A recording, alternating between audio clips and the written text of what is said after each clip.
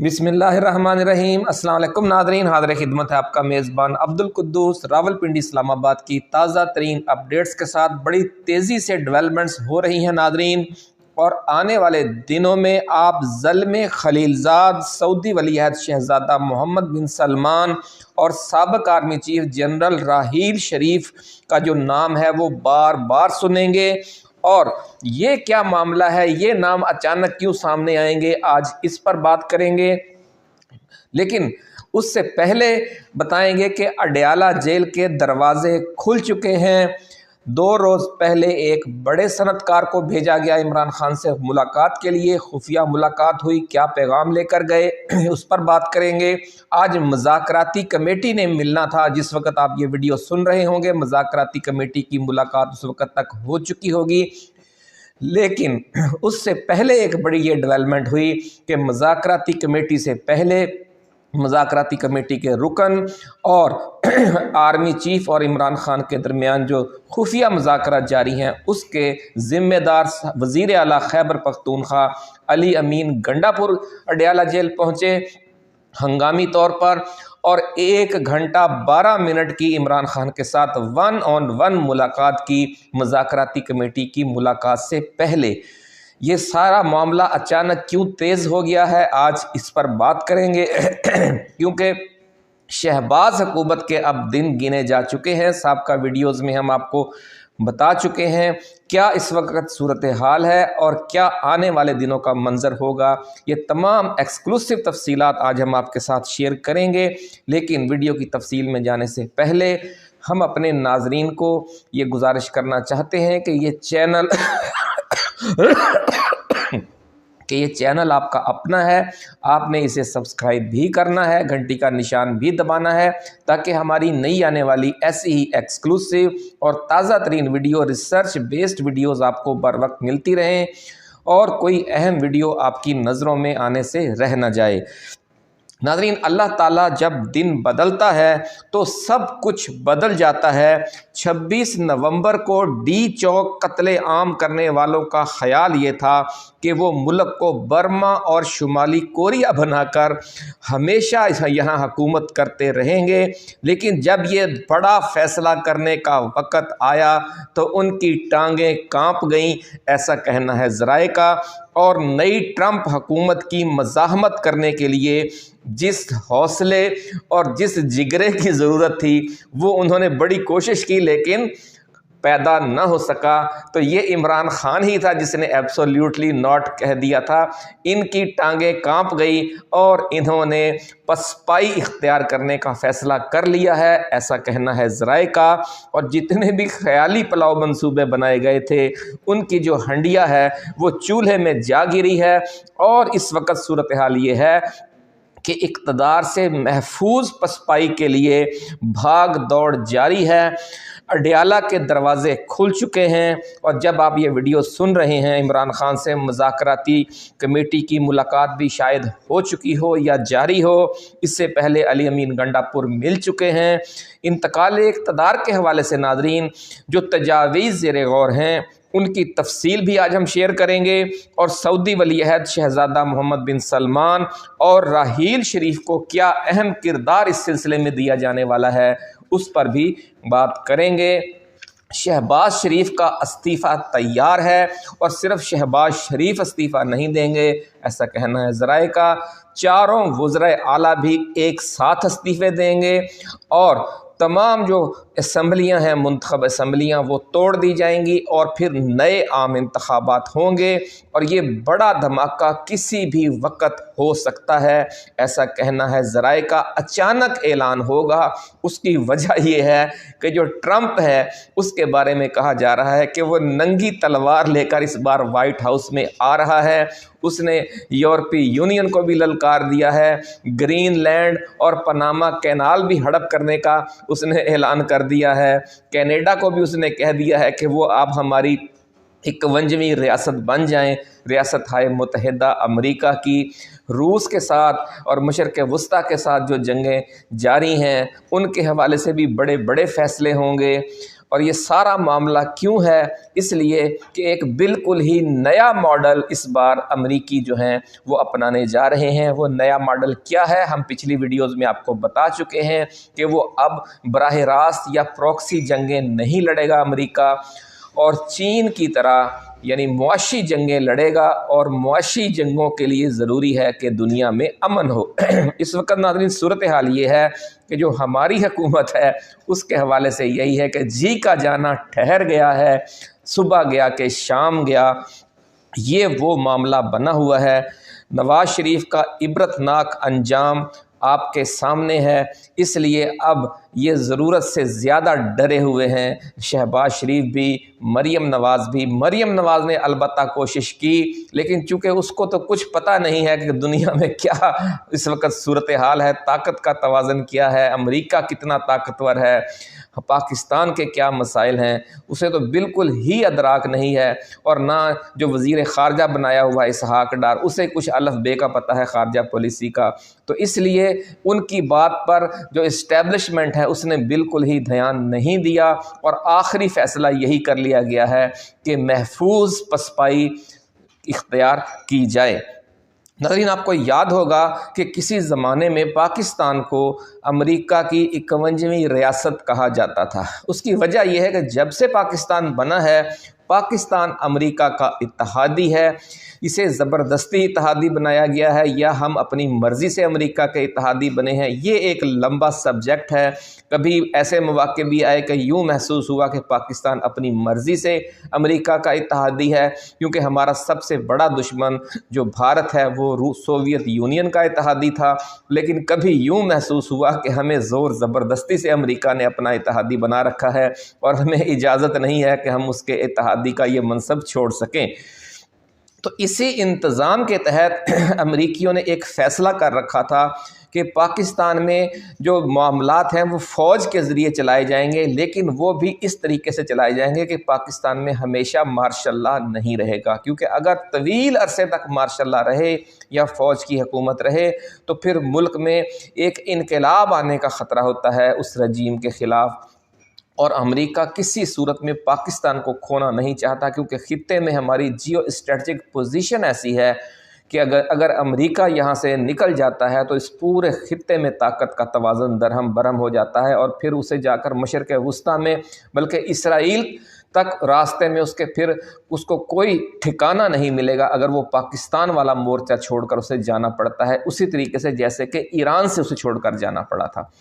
تو وجہ اس کی یہی ہے کہ امریکہ یہ کوشش کر رہا ہے کہ پاکستان میں کبھی بھی ایسی صورتحال پیدا نہ ہو کہ یہاں پر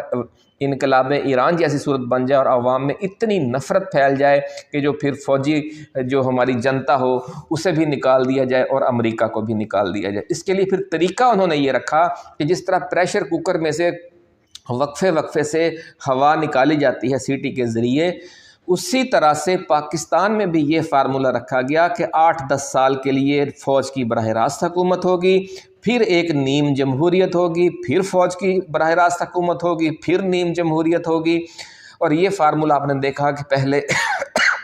ایوب خان کی حکومت رہی، اس کے بعد پھر ایک جمہوریت آ گئی ذوالفقار علی بھٹو کی، پھر فوج پیچھے ہٹ گئی، پھر فوج آگے آ گئی، پھر ضیاء الحق کی آمریت آ گئی، فوج نے ڈائریکٹ حکومت کی، پھر فوج پیچھے ہٹ گئی، پھر محترمہ بینظیر بھٹو اور نواز شریف کی 2 بار حکومت آئی، نیم جمہوری حکومت آ گئی، اس کے بعد پھر پرویز مشرف آ گیا، پھر اس کے 8-10 سال کے بعد پھر جمہوریت آ گئی، پھر نواز شریف اور زرداری کا دور آیا 5-5 سال کا، اس کے بعد پھر فوج آ گئی، پھر فوج نے اس دفعہ مارشل لا نہیں لگایا، لیکن جس طرح آپ سنتے ہیں کہ جناب پی ٹی آئی کے 50 MPA جو تھے وہ باجوے کے بندے تھے، اتنے ISI کے تھے، MQM تھی، فلاں تھی، یہ تھے وہ تھے۔ تو اس وقت سے لے کر 2018 کے الیکشن سے لے کر آج تک ایک بار پھر یہ ایک نیم مارشل لا ہے، اور یہ جو حکومتیں ہیں بظاہر بھلے وہ نون لیگ کی ہو یا سابق PTI کی ہو، اس میں خود فوج کے لوگ بہت بڑی تعداد میں ہیں، جیسے کہ آپ نے دیکھا کہ پرویز خٹک ہے، اب محمود خان ہے، عثمان بزدار ہے، علیم خان ہے، جہانگیر ترین ہے، جو PTI کے بھی جو مین ساری لیڈر تھی وہ اصل میں عمران خان کے ساتھی نہیں تھے، وہ فوج کے لوگ تھے۔ تو اب جو اسی فارمولے کے تحت اب ایک بار پھر جمہوری دور آنے والا ہے، اب فوج پیچھے ہٹ جائے گی۔ آپ کو یاد ہوگا کہ جب نفرت زیادہ بڑھ جاتی ہے، جیسے سانحہ جو لال مسجد ہوا تھا یا پرویز مشرف کے دور میں جس طرح کی سختیاں کی گئیں، تو جب پھر پرویز مشرف کو پیچھے ہٹایا گیا اور کیانی کا دور آیا 6 سال کے لیے وہ رہے، تو اس دوران فوج پیچھے ہٹ گئی تھی اور بڑی پاورفل تھے جو سیاسی حکومت تھی۔ تو اس بار بھی یہی کہا جا رہا ہے کہ اب یہ جو نگران حکومت آ کر الیکشن کروائے گی، اس کے بعد فوج پھر خاصا پیچھے ہٹ جائے گی، کیونکہ فوج پر بہت اس وقت سمجھ لیں کہ دباؤ ہے کہ وہ اپنی ساکھ کو بہتر کرے۔ اپنی ساکھ بہتر کرنے کے لیے فوج اب آنے والے دنوں میں کیا کرنے جا رہی ہے، راحیل شریف کو کیا کردار دیا جا رہا ہے، یہ بھی آج کی اس ویڈیو میں ہم آپ کے لیے لے کر آئے ہیں۔ تو ناظرین، ایک اور بڑی خبر یہ ہے کہ جو امارات کے صدر ہیں، انہوں نے باضابطہ طور پر حکومت پاکستان سے سفارت خانے کے ذریعے ناپسندیدگی کا اظہار کیا ہے اس متنازع تصویر اور ویڈیوز کے حوالے سے جو نون لیگ کے میڈیا سیل نے اور حکومت پاکستان کے میڈیا سیل نے چولستان کی شکارگاہ سے جاری کی تھیں۔ کہا یہ جا رہا ہے کہ پروٹوکول یہ ہے کہ جو تصاویر ہیں اور جو خبر ہے، جو ویڈیوز ہیں، وہ میزبان جاری کرتا ہے۔ چولستان میں چونکہ میزبان تھے امارات کی جو سربراہ ہیں، یہ بطور مہمان انہیں ملنے گئے تھے، اور اس لیے وہ کہتے ہیں کہ یہ ہمارا استحقاق تھا، یہ خبر اور تصویر ہم نے جاری کرنی تھی۔ آپ نے ایک نامناسب تصویر جاری کی کہ جس میں ایک خاتون نے صدر امارات کے ہاتھ کو اوپر اور نیچے سے بڑے لکھنوی انداز میں پکڑا ہوا ہے، جو فلمی انداز میں کچھ خاص قسم کی اداکارائیں پکڑتی ہیں، کسی اپنے بڑے بادشاہ کا ہاتھ یا کسی اپنے بڑے ایسے بندے کا ہاتھ جسے وہ بہت چاہتی ہوتی ہیں۔ تو اس تناظر میں وہ کہتے ہیں کہ بھلے ان کی نجی زندگیوں میں جو کچھ بھی ہوتا رہے، آپ کو پتہ ہے کہ جو عرب ممالک ہیں، جو آفیشیل ان کی لائف ہے، اس میں وہ ان روایات کا بڑا خیال رکھتے ہیں، اپنی عرب روایات کا اور اسلامی روایات کا۔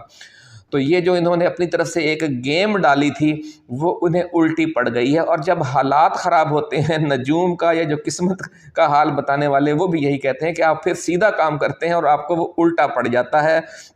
تو یہ ایک بڑی انہوں نے اپنی طرف سے گیم ڈالی تھی، لیکن وہ انہیں الٹی پڑ گئی ہے۔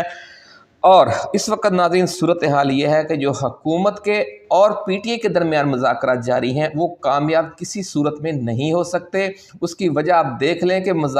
جو مذاکراتی کمیٹی نے ملنے جانا تھا عمران خان سے، تو اس ملاقات سے پہلے ایک بڑے صنعت کار کو بھیجا گیا عمران خان کے پاس، وہ بھی اسٹیبلشمنٹ کا میسج لے کر گئے، اور یہ بالکل جب ملاقات ہونے والی تھی اس سے 1-2 گھنٹہ پہلے علی امین گنڈا پور کو بھیجا گیا، جنہوں نے جا کر 1-on-1 ملاقات کی عمران خان کے ساتھ۔ اور اس سے بھی آپ اندازہ لگا لیں کہ وہ کس کا پیغام لے کر گئے تھے، کہ کیونکہ حالات اب اتنی تیزی سے بدل رہے ہیں کہ جو اسٹیبلشمنٹ ہے وہ کوئی خطرہ مول نہیں لینا چاہتی، اور اب پی ٹی آئی اور حکومت کے جو مذاکرات ہیں وہ صرف اب ایک ہاتھی کے دانت کھانے کے اور دکھانے کے اور والا معاملہ بنا ہوا ہے، کیونکہ کہا اب یہ جا رہا ہے کہ قبر ایک ہے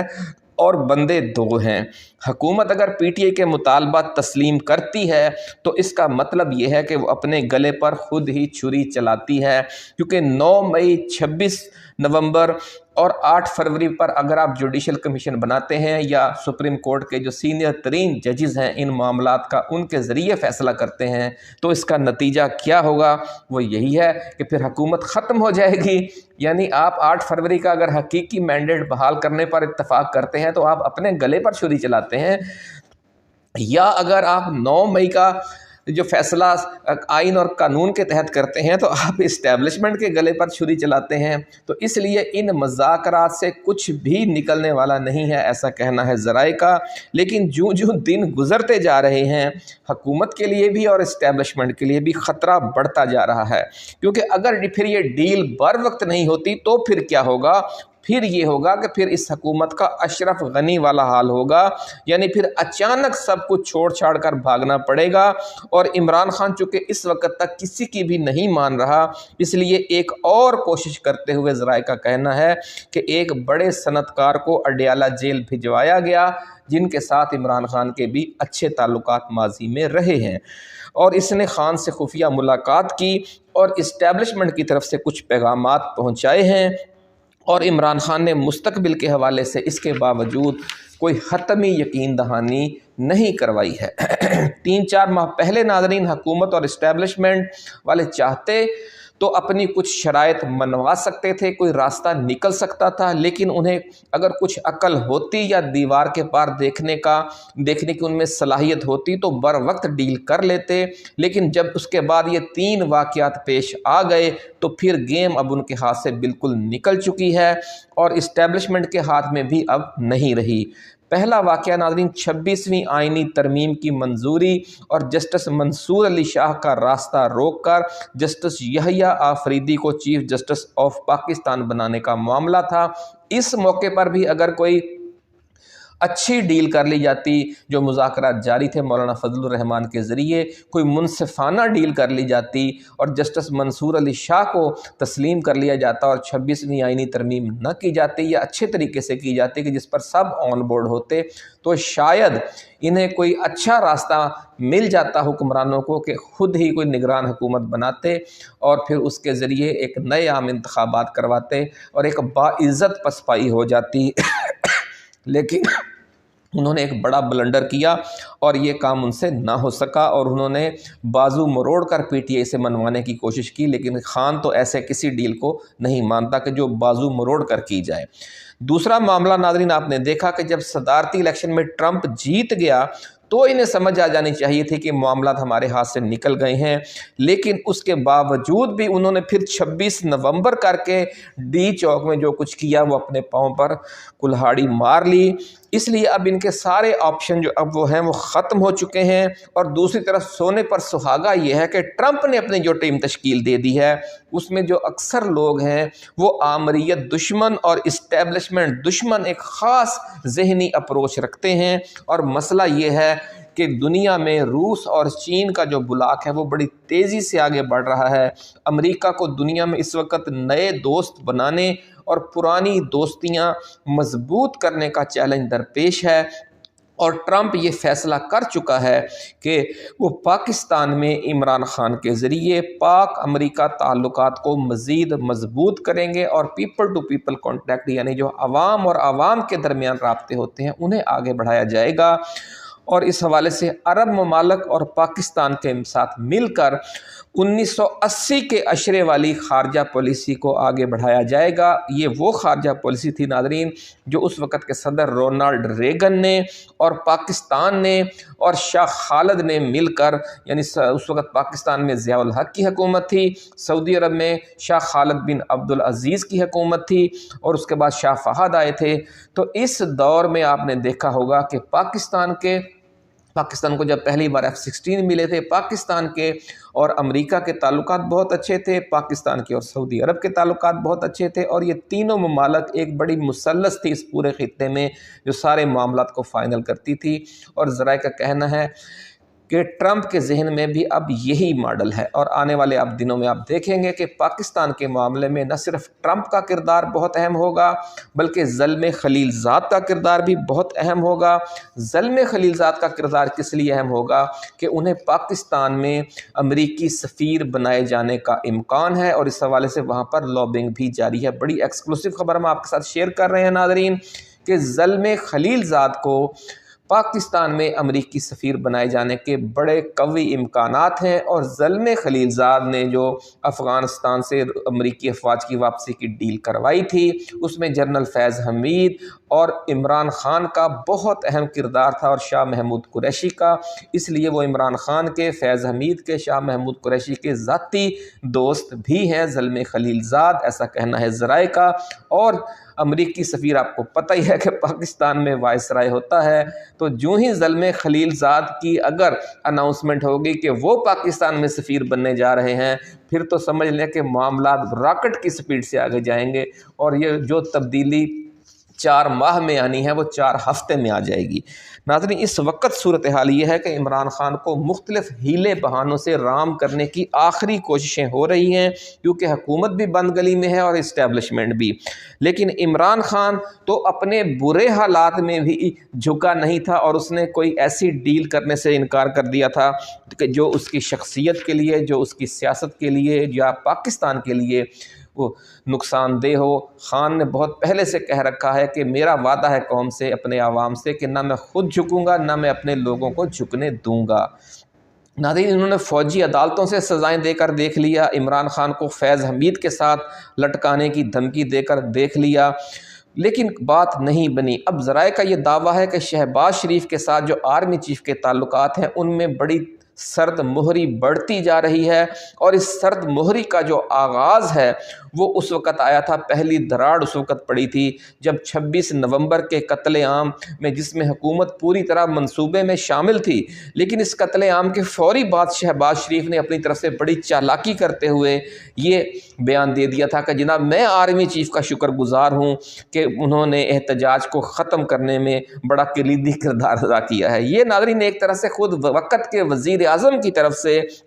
اپنے ہی آرمی چیف کے خلاف ایک FIR درج کروانے والا بیان تھا، اور فوج اسی وقت سمجھ گئی تھی کہ نون لیگ انہیں پھنسا رہی ہے، لیکن وہ بھی مجبور تھی کہ ایک بڑا وہ بلنڈر ہو چکا تھا، اور اب آخری آپشن کے طور پر یہ کہا جا رہا ہے کہ پیپلز پارٹی کو آگے لانے کے منصوبے تھے، لیکن زرداری اور بلاول اب اس آخری وقت میں ایک ڈوبتی ہوئی کشتی کی جو کمان ہے وہ سنبھالنے پر تیار نہیں ہے۔ وہ کہتے ہیں کہ اب ہمیں چپو پکڑانے کا کیا فائدہ جب کشتی ڈوب رہی ہے، اس لیے وہ بڑی سخت شرائط پیش کر رہے ہیں۔ لیکن یہ ذرائع کا کہنا ہے کہ اگلے چند روز میں ایک بار پھر بلاول کو وزیر اعظم بنانے کی نئی گیم دوبارہ شروع ہوگی، لیکن اس چکر میں امریکی یا ٹرمپ آنے والے نہیں ہیں۔